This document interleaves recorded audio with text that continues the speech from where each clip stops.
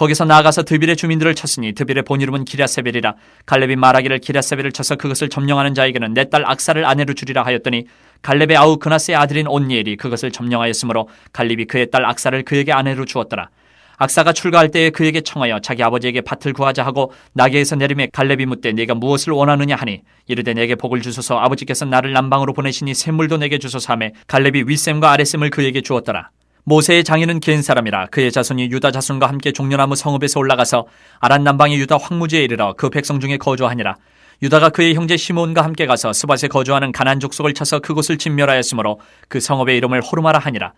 유다가 또 가사 및 그 지역과 아스글롯 및 그 지역과 에그론 및 그 지역을 점령하였고 여호와께서 유다와 함께 계셨으므로 그가 산지 주민을 쫓아내었으나 골짜기의 주민들은 철병거가 있으므로 그들을 쫓아내지 못하였으며 그들이 모세가 명령한 대로 헤브론을 갈렙에게 주었더니 그가 거기서 안악의 세 아들을 쫓아내었고 베냐민 자손은 예루살렘에 거주하는 여부수 족속을 쫓아내지 못하였으므로 여부수 족속의 베냐민 자손과 함께 오늘까지 예루살렘에 거주하니라.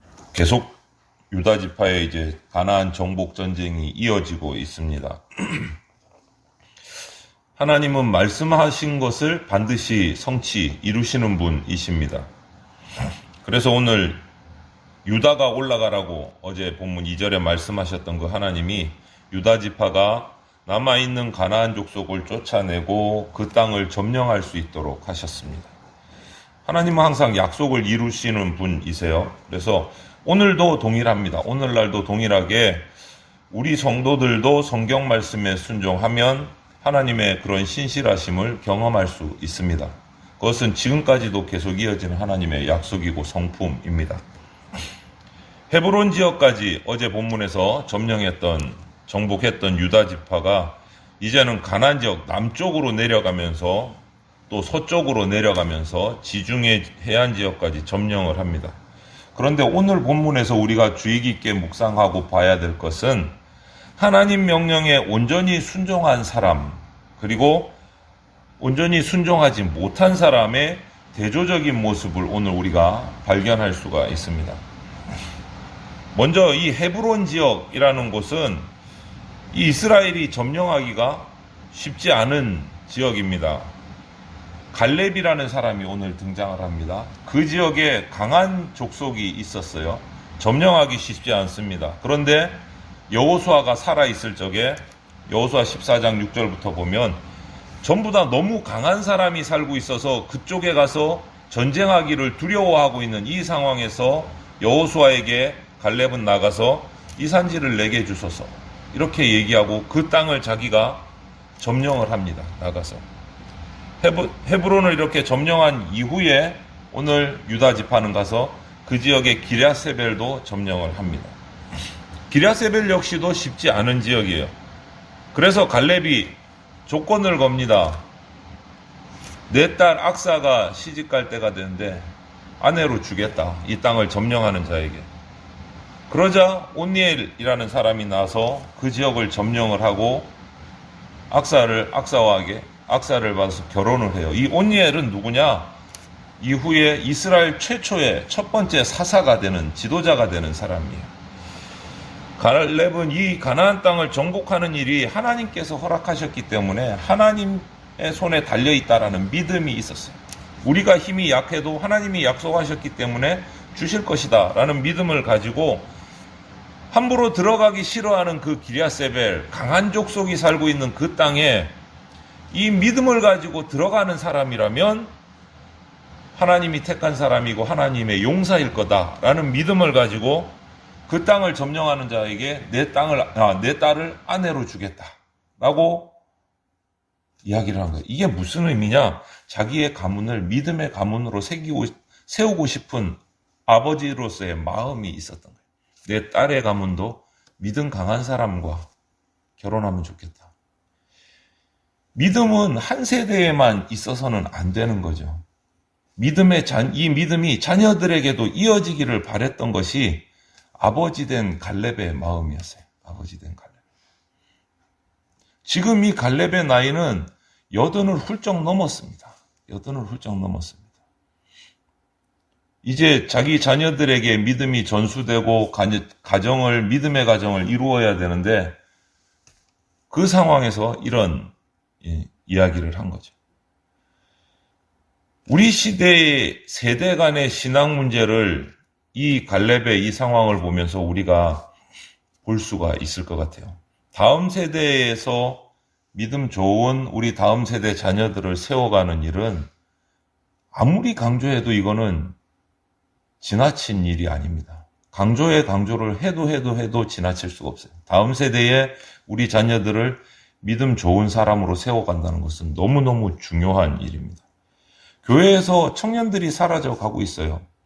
우리 교회도 청년이 별로 없지만 어느 교회나 참 그런 상황들이 똑같이 일어나는데, 그들이 떠나는 이유 중에 가장 큰 이유는 하나님을 잘 몰라요. 또 하나님을 별로 그다지 알고 싶어 하지도 않아요. 지금 내 앞에 일이 너무 바빠요. 취직도 해야 되고 돈도 벌어야 되고 결혼도 해야 되고 거기에 너무 바쁜 거예요. 경쟁사회에 빠져서. 이런 상황 속에서 우리 다음 세대 자녀들에게 그들이 신앙 안에서 살아갈 수 있도록 우리가 믿음을 전수한다는 것은 정말 중요한 일이고 힘들지만 반드시 해야 되는 일이고, 그래서 요즘에는 우리 다음 세대 청년들, 청소년들에게 믿음을 전수하는 것을 선교라고 생각을 해야 돼요. 선교. 일반적으로 선교는 해외에 나가서 말이 다른 사람들, 다른 나라 사람들한테 전하는 거를 선교라고 하는데, 요즘에는 조금 바뀌었어요. 그것이. 한국말을 쓰기는 쓰는데 우리하고 생각이 완전히 달라요. 기성세대하고 청년, 청소년 세대는 생각하는 틀이 달라요. 선교예요, 선교. 우리하고 완전히 다른 삶을 살아요. 같은 땅에 사는데. 그래서 그들을 연구해야 되고 그들의 삶을 살펴야 되고 고민하고 그들에게 맞춰서 말씀을 전할 방법들을 찾아내야 돼요. 갈렙도 그런 마음으로 자기 딸에게 믿음의 사람을 붙여주고 싶어서 오늘 이런 모습들을 보입니다. 그리고 16절을 보면 갑자기 등장하는 사람이 있어요. 겐 사람이 등장을 해요. 이방인이에요. 외국 사람이에요. 이스라엘 사람이 아니에요. 그런데 성경을 살펴보면 이 겐 사람은 이스라엘 민족과 굉장히 친한 관계로 계속 이어져 가요. 우호적이에요. 이유가 뭔가 살펴보면 그들의 위대한 지도자였던 모세의 아내가 십보라인데, 십보라가 이 겐 사람이에요. 광야에서 혼자 헤맬 때 이 십보라를 통해서 목자의 생활을 하게 되고 거기서 삶을 영위하면서 십보라와 결혼까지 하게 돼요. 자녀도 낳아요. 기록을 찾아보니까 이 겐 족속은 원래 이전에 미디안 족속의 일부분이었다고 생각이 되는데, 이 모세는 장인 이드로, 처남 호밥 이 가족들을 가나안으로 같이 가자라고 얘기한 적이 있어요. 성경을 보면 민수기 10장에 보면. 그런데 이 처남 호밥이 거절을 하는 장면까지 기록이 남아 있어요. 그런데 오늘 보니까 같이 있는 거예요. 같이 살아요. 유다지파 사람들과 가까이 있으면서 유다지파가 점령한 지역의 약간 바깥쪽 광야에서 따로 살고 있어요. 이게 무슨 기록인가 보니까 나중에 사사기를 우리가 읽다 보면 드보라하고 드보라 사사와 바락의 사건이 4장에서 나오는데 그 배경이 여기서부터 시작이 돼요. 자세한 것은 우리가 사사기를 묵상해 가면서 4장이 되면 다시 나눌 수 있을 것 같아요. 아무튼 유다 지파가 계속 시므온 지파와 함께 움직이면서 가나안 남쪽 서쪽을 점령해 나갑니다. 그런데 오늘 스밧, 가사, 아스글론, 에글론 이쪽을 점령했다고 나오는데 딱 한 곳 17절에 스밧 지역만 얘기할 때 진멸했다라고 표현을 해요. 네 군데를 점령을 했는데 스밧, 가사, 아스글론, 에글론을 점령을 하는데 스밧 지역만 진멸했다라고 해요. 하나님이 말씀하실 때 가나안 땅의 모든 족속을 완전히 진멸하라고 하셨어요. 전부 다. 그런데 이 여러 지명 중에 한 곳 스밧 지역만 진멸하고 나머지 셋은 진멸했다는 말이 없어요. 스밧을 진멸하고 호르마라 불렀더라 이렇게 나와요. 호르마는 말을 바꾸면 그 뜻이 진멸하다라는 히브리어 하람에서 나온 말이에요. 딴 곳은 진멸을 못한 거예요. 스밧만 진멸을 한 거예요. 하나님이 함께 해 주셨기 때문에 전쟁에서 승리할 수 있었지만 진멸하지는 못했어요. 특별히 골짜기 주민들은 철병거가 있어서 쫓아내지 못했다. 오늘 그렇게 얘기해요. 이 골짜기 주민이라는 곳이 어디냐? 지금 살펴보면 블레셋 지역이에요. 블레셋. 블레셋 사람들은 철기 문화를 일찍 받아들여서 철병거를 가지고 있어서 무기가 상대가 안 되니까 두려워서 덤벼보지도 못한 거예요. 이 블레셋이 지금도 남아있어요. 말이 바뀌었어요. 팔레스타인으로. 지금도 이스라엘 백성을 공격해요. 어제도 말씀드렸지만 자살폭탄 테러를 하고 아직도 이스라엘의 가시와 같은 존재예요. 지금도. 그 블레셋의 철병거가 무서워서 하나님이 주셨기 때문에 가면 승리할 수 있었는데 못했어요. 진멸하지 못했어요. 자기가 보기에 두려운 무기가 있어서, 유다 지파가 보기에 두려운 무기가 있어서 하나님 앞에 온전히 의지하지 못하고 약속을 다 가볍게 여기고, 그리고 베냐민도 예루살렘에 거주하는 그 여부수 족속을 완전히 진멸하지 못하고 어정쩡하게 섞여서 살아가요. 이런 모습은 유다 지파의 이런 어정쩡한 모습, 베냐민 지파의 이런 어정쩡한 모습, 하나님의 약속을 붙들고 나가지 못하는 이 모습하고 앞에서 나온, 오늘 본문 앞에서 나온 그 강한 지역이 살고, 강한 족속이 살고 있는 헤브론 지파를 80이 넘은 그 할아버지 갈렙이 이 산지를 내게 주소서 하고 하나님의 약속을 믿고 나가서 승리하는 것과 아주 대조가 되는 거예요.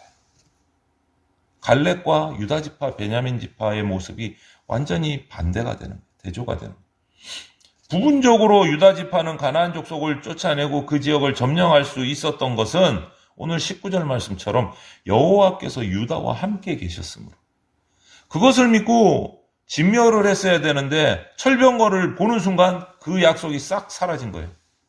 무서워서.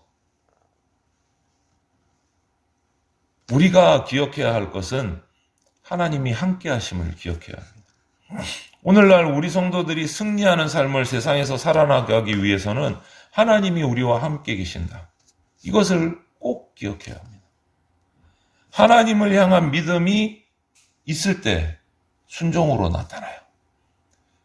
철병거 앞에서도 순종하고 강한 군대 앞에서도 순종하고 나갈 수 있어요. 그때 승리할 수 있어요. 그래서 어떤 능력, 어떤 재력, 어떤 권력, 이런 것이 힘이 아니고 우리 성도에게는 온전히 순종하는 믿음이 능력이요. 순종이 능력이요. 이것을 기억해야 돼요. 갈렙은 그렇게 나가서 승리했고 위대한 사람이 됐고, 유다 지파와 베냐민 지파는 그러지 못해서, 진멸하지 못해서 오늘날까지도 이스라엘이 옆구리에 가시를 끼고 살아가요. 언제 어디서 터질지 몰라서. 그래서 이 가나안 땅 정복의 역사를 결과적으로 쫙 펼쳐놓고 보면 갈렙을 제외한 모든 이스라엘의 지파들, 유다를 중심으로 한 지파들은 가나안 땅을 완전히 점령하는데 실패해요. 갈렙만 빼고 나머지는 다 실패해요. 조금씩 다 남았어.